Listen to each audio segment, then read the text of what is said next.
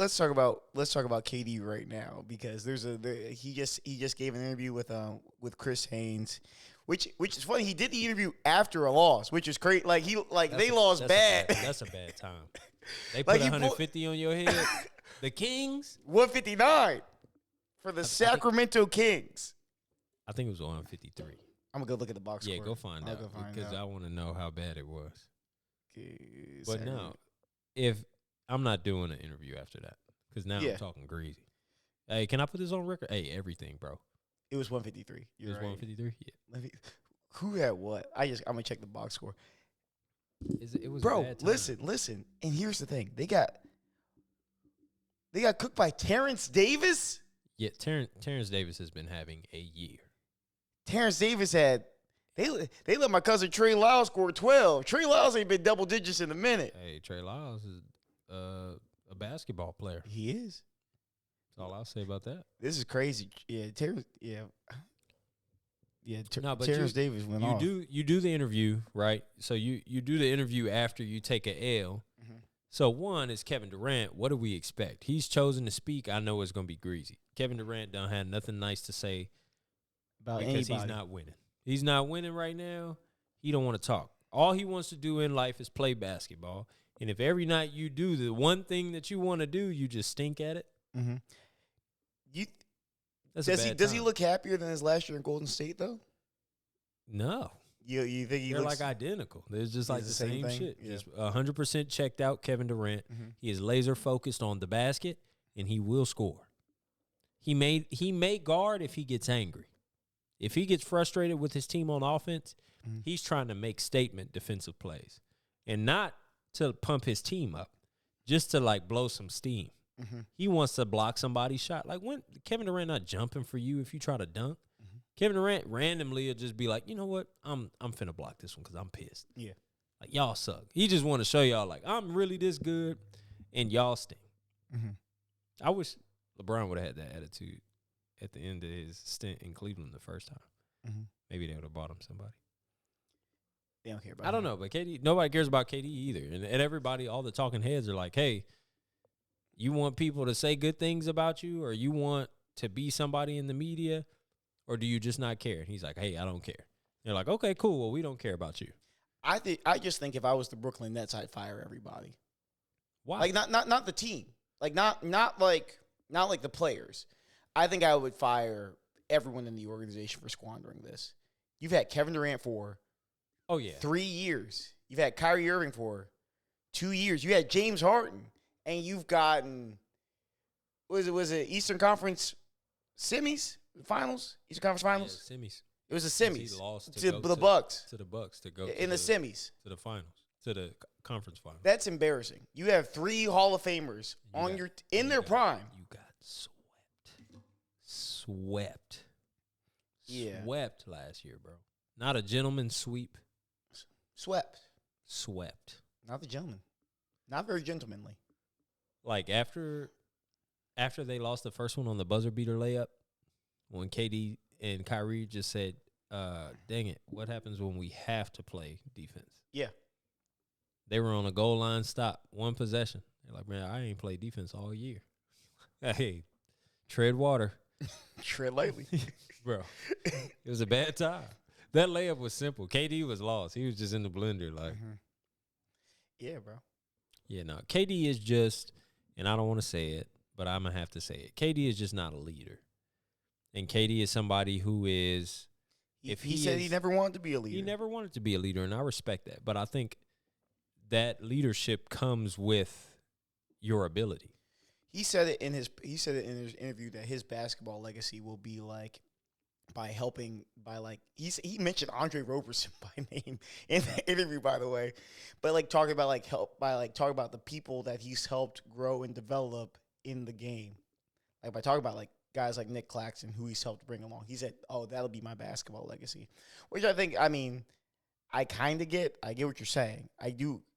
I'm in the most good faith way. I get what you're saying, right? But that's not what people.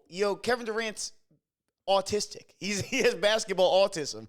He's just focused on the game, bro. He's not focused on He doesn't care. He wants to win championships, but he's not focused on that. He only went to Golden State. Why? To win rings so people would get off his back. He cares about. It was for himself. He wanted to win a ring. He cares about getting better. He wanted to win a ring. He wasn't getting better. He wanted to have fun. He went to Golden State because it was fun. Isn't it crazy that Kevin Durant's getting better? It. Yeah, of course he's getting better. He's supposed to right now. Yeah. You are in your prime, but he went there to have fun. If you go to have fun, God bless. When did he leave? When it stopped getting fun. Not when they stopped winning. They're like, hey, why do you leave? Why do you leave this? This is a perfect situation. He don't give a fuck about winning. That's what I'm saying. He don't care about He didn't care about the championship. He wants to have fun, and he would like to win. Yeah. If he's only winning, but the fun's gone, he's gone. And I respect that. That's cute. I feel like... But this is also your job. This is your profession. If you are a professional, I don't want to fail. And you can't say proficiency is success just because you are proficient.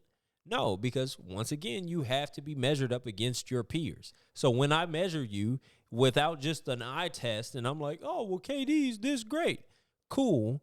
But if you didn't do anything and all you did was score points, but it never contributed positively towards your winning,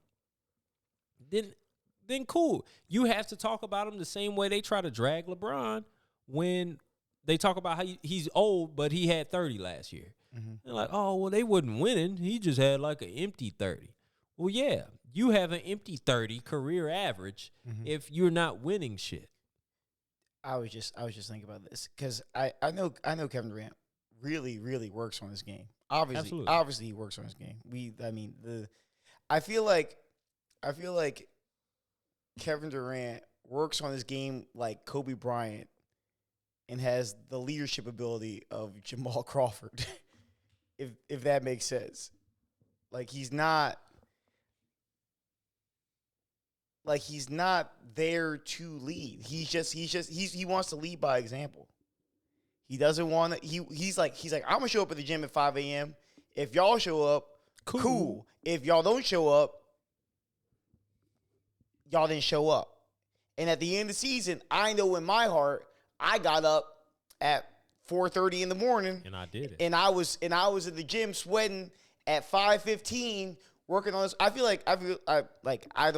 know Kevin Durant obviously, but like if I were to get into his mind, I feel like Kevin Durant goes in the gym, works on particular shots, and if he's able to hit those shots on command in game, he's like, I did my job.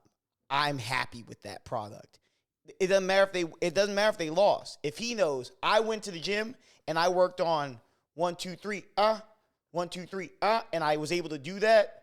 I was able to hit it on the left side. I was able to hit it on the right side. I was able to hit from right here, able to hit right here.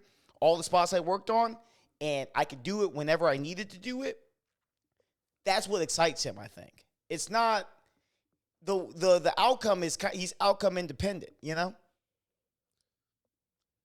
What do you think? I won't refute that because I do feel like Kevin Durant is somebody who's extremely detail oriented when it comes to his craft. He understands the little small nuances of basketball that he has to improve on in order to just be unstoppable. That is his goal. Yeah. I am just going to be virtually unstoppable. You cannot stop me. It's nothing you can do. I have a counter for every counter. That's what he does. I believe that. I know that. But when you're playing a team sport, this is 5v5. You cannot be. This is why I always argue the team aspect of certain games, saying that as an adult, you need the team building exercises and the practices. You need these in life. Like if you played a sport that was team centric, then you're probably going to be more equipped as an adult. Yeah. So the footballs, basketball, baseball, stuff where I have to rely on you. If I throw you the ball and you don't catch it, and you got your foot on the plate or whatever, it's not out. It doesn't matter how well I threw the ball, how fast I threw it, how quick I got it in and out of my glove. If you didn't catch, that's it. That's it. It's nothing I can do about it. Tom Brady could have thrown a dime on the money right to Randy Moss. And if it went through his elbows and fell on the ground, Tom Brady probably did the best he could possibly do. You had to rely on. I threw that shit. You had to rely on somebody. It's not like track and field where if I run my best race or golf, if I run my best race, I play my best round. That's going to help us. Yeah. And I don't care what you're doing, what you did, or whatever. It's not going to matter because of the fact that I did my part and we're probably going to win. If your part is a detriment to your team, that's when you start to become a cancer, like Kevin Durant.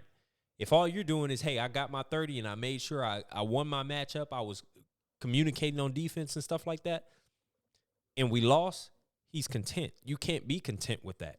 I need to make sure that Nick Claxton is getting every offensive rebound. Yeah. Every single time that he's close enough. Every time he has a chance to be in that position, I'm letting him know, you got to be there. You got to do that. I demand this out of you. That's what leadership is. Nick Claxton got on them roids this summer. Nick Claxton, he was eating. Hey, I don't know what that motherfucker used all that chicken and rice. He cut his hair off. Yeah. It was cut the hair.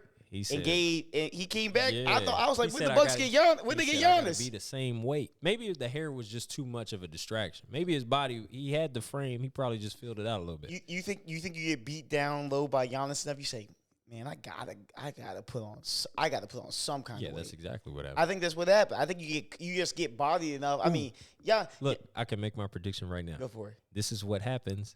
Ja Morant, somebody's gonna bully him in the playoffs. Oh yeah, he's gonna get Jordan ruled. They're gonna get they're gonna get Jordan rule the shit out of him. They're not gonna have enough. Let Desmond Bane win. They don't have enough Desmond Bane in the tank to be able to float them to where they need to be if Ja can't be Ja, and that's gonna make him bigger. And I can't wait until he turns into Big Ja and not frail. Yeah. The flyer Ja. Yeah. I need Steph Curry. What happened to Steph Curry this year or last year? Yeah, where he guy's grown man was body. Just like, you know what? I'm a man now. I now have shoulders. Yeah. Shout out to Steph Curry. It's a wrap. Now I feel like Ja's gonna get bully treatment. And here's the other thing is that not only is Ja's a natural leader, right? Yeah. And that's just who he is. You can tell by the way he carries himself. You can tell by the way he carries himself. But here's the thing, right? If Ja starts getting Jordan ruled and he starts getting disheartened, you're gonna watch the rest of that team. Oh yeah, that team fall apart. That team needs him to be the heart and soul of that team. And if he's getting, they fuel off that. That's the reason why they had so many wins without Ja. Yeah, because he's still there. Like this as a Hobie show.